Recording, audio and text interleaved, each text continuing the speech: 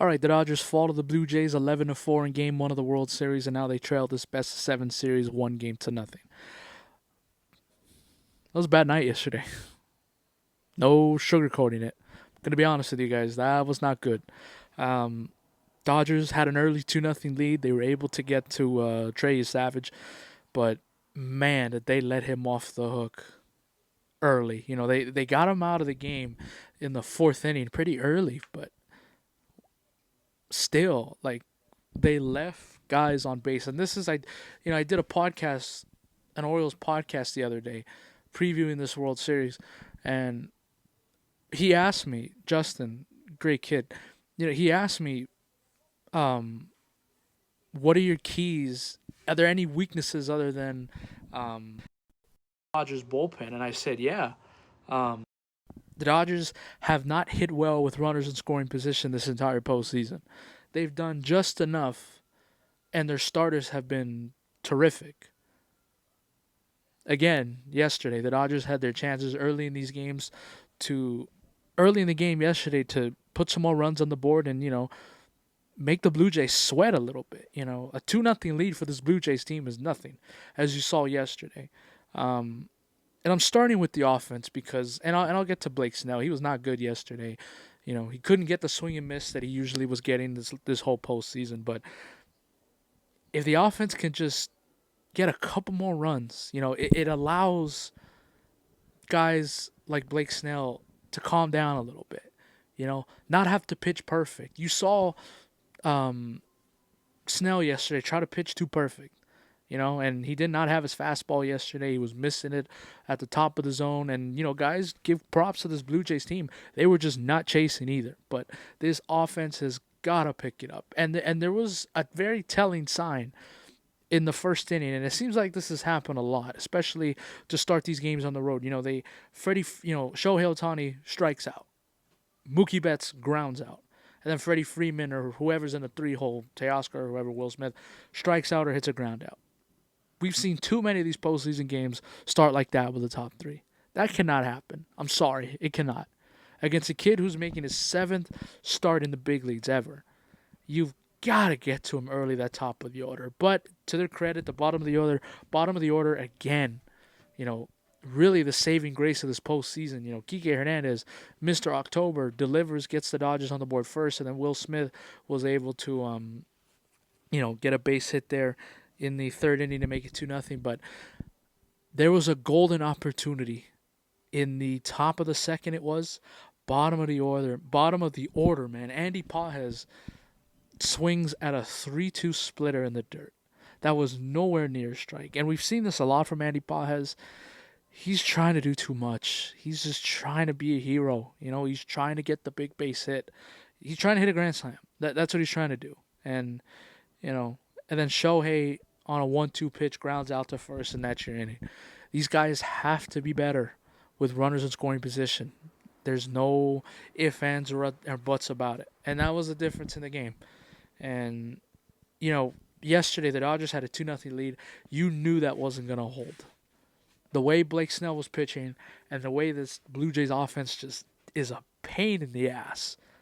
Pain in the ass. I think there was 4 straight innings where the Blue Jays, they got their first guy on base. Now, Blake Snell was able to work out of a couple of them. Struggled in that fourth inning, gave up the big home run to I forget the guy's name. I'm sorry, but tied the game. And I think I cut myself off in the beginning here, but there was a moment there in the first inning where this Dodger offense, now they did score. They did score first, and that was one of my keys I was looking for in the series, especially over there. You got to score first, but top of the order did nothing in the first inning.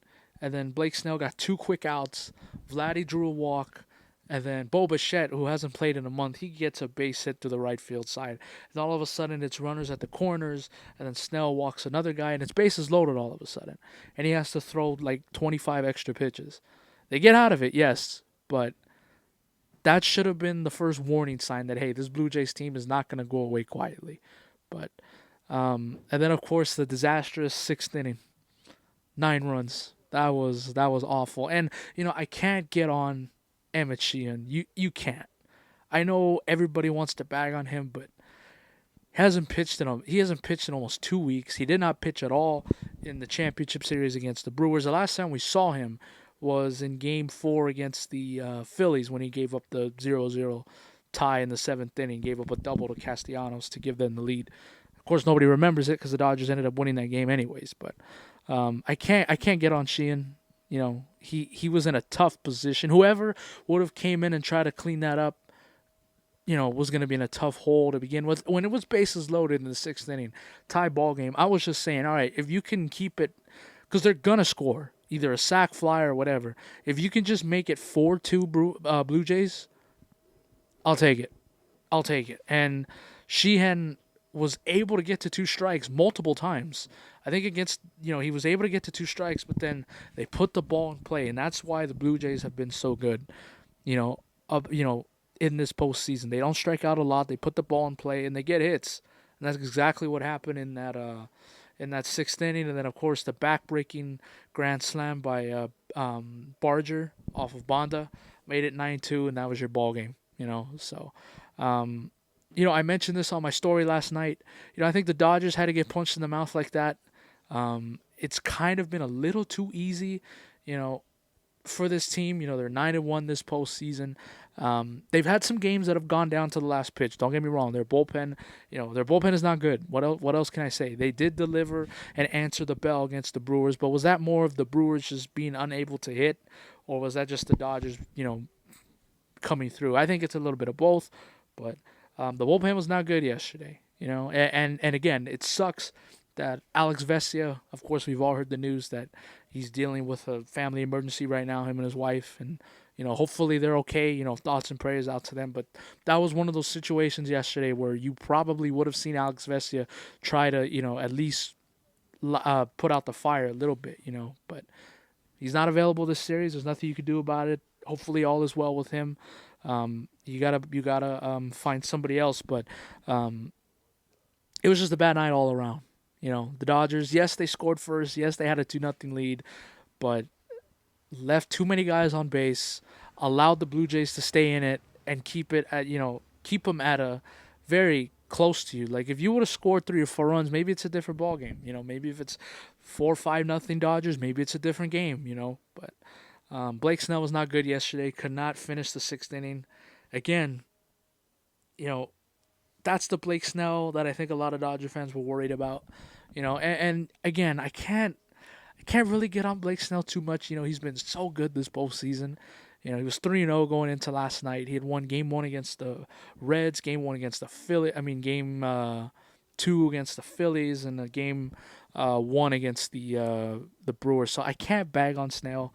You know, wasn't getting the swing and miss stuff he usually did. He went away from his changeup, which that was a little weird. I mean, he did get hit off of it. And he missed his location on a first pitch fastball to tie the ball game in the fourth inning. So um, I can't bag on Snell. Like he's been so good this postseason. Um, Honestly, he was probably due for a bad one, and unfortunately, it had to happen in Game 1 of the World Series. But now this Dodger team is trailing 1-0, and now I'm very anxious and I'm very interested to see how this team responds tonight, because I hate to break it to you, this is a must-win for the Dodgers. It is. I know they're on the road. They haven't come home yet, but this is a must-win game for the Dodgers. They have to win today if they want any chance to win this series. In my opinion, if um, win today, score first and just be better with runners in scoring position. And you heard that with Dave Roberts yesterday. He wants these guys to have better at bats with runners in scoring position, and that's exactly what needs to happen. This offense has not been clicking really since that wild card series against the Reds. They've been able to get by with their great starting pitching, and they're definitely capable of continuing that in this series. But it's gonna be hard. It's gonna be hard. This Blue Jays team is very, very good. They won 94 games this season, and they won their division for a reason. And this is the thing that I didn't like going into the series. There was a lot of people, including people that work in very high, they work for high places like the LA Times, or, a podcast or something.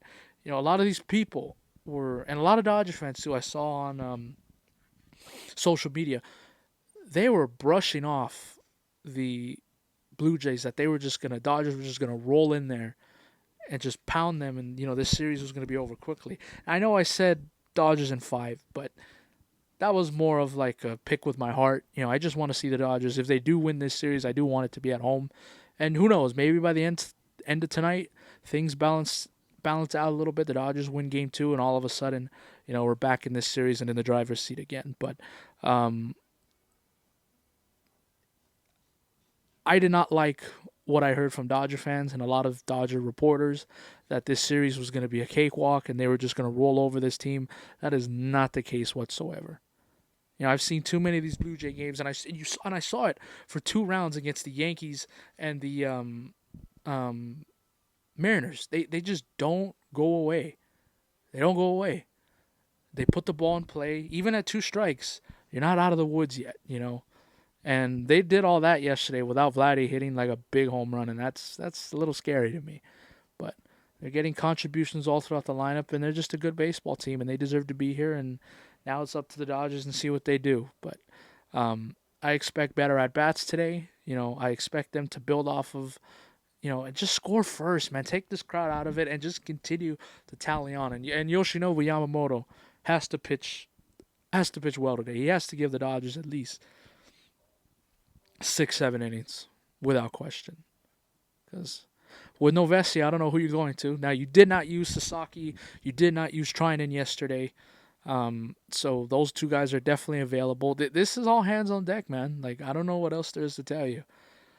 I know the Dodgers are coming home after this game no matter what, but you would much rather come home with a tie series than it'd be 2-0 Blue Jays with all the momentum.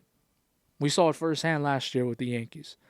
You've got to win Game 2 tonight. You've got to turn this page. And like I mentioned, I think this Dodger team had to get punched in the mouth. They needed that yesterday. Now, again, it sucks that it happens in Game 1 of the World Series. You never want to start off a series like that. And hopefully the Dodgers respond today. I'm very interested to see how they respond. This is a big game for them. This is the first time all postseason that their backs are against the wall a little bit. I know this Dodger clubhouse are not going to say, "Oh yeah, there's no pressure, we don't feel it," but there should be pressure to win the ball game today. There really should. I don't care if you're coming home. You have to win today to at least give yourself an opportunity to not be out of this hole. Because you don't want to put yourself in a deep hole where you can't get yourself out of it. At least 1-1, it's like, all right, we're on even playing field now. But at 0-2, it's very difficult to come back knowing that you've got to win all 3 of your games at home, and then you got to win 2. You got to try to take 1 from Toronto. But hopefully the Dodgers come out and get a win today. And yeah, wasn't fun last night. It was, even at 2-0, like I said, I didn't feel comfortable at all. I knew there was a long way to go. And sure enough, this Blue Jay teams got back into the game, and they ended up having a big 6th inning, which helped them win. But get a win today. Get a win today by any means necessary. That's pretty much all I can say. The Dodgers are now 1-11 all time in Game 1s on the road. That's crazy to me. That's crazy. And their 1 win on the road was because of Sandy Koufax, legend. And, thought we were going to get that yesterday with Blake Snell, but didn't happen. All right, well, that's going to do it for this Game 1 recap. I think I feel worse. It was pretty odd. It was the 6th inning. The game went on for still another hour, but it was very obvious the Dodgers weren't going to win in that 6th inning when it was 9-2. But I don't know if I feel worse about Game 1 this morning than I did last night. At the end of the day, it's just one game, but this Dodger team has to put it together fast, and their offense has to get it going here, man. They have to get it going here because of, if they're just going to score 2-3 runs, they're not going to win this series. I can tell you that right now. This Blue Jay lineup is too good. They're clicking on all cylinders right now. There's been no signs of them stopping and slowing down. So, there you go. Get a winning Game 2 tonight, please, for the sanity of this city, because there was already panic on Dodgers Twitter and everywhere after Game 1. I don't even want to think about what Dodgers Twitter and what the newspaper is going to say if the Dodgers lose tonight and go down 0-2. Let's not make that happen. See you after Game 2. Adios.